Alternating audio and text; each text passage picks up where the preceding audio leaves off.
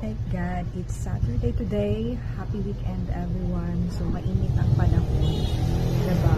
Napapabalitang may bagyo pero we are thankful kasi ano lang siya, maaraw, hindi naman siya masyadong hindi masyadong apektado.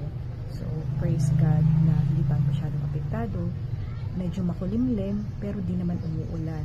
So let us pray na maging okay yung affected areas sa bagyo, na maging okay sila ngayon. And kumusta naman ang mga buhay-buhay natin, humihinga pa ba?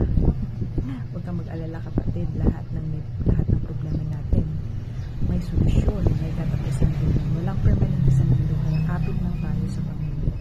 Okay? Huwag mong kakalimutan na lagi tayong iniisip ng Panginoon, ang kapakanan natin, tayo lang yung hindi nag-iisip sa Kanya. Tayo lang yung hindi natin naiisip yung mga pag-iingat niya sa atin, yung pagmamahal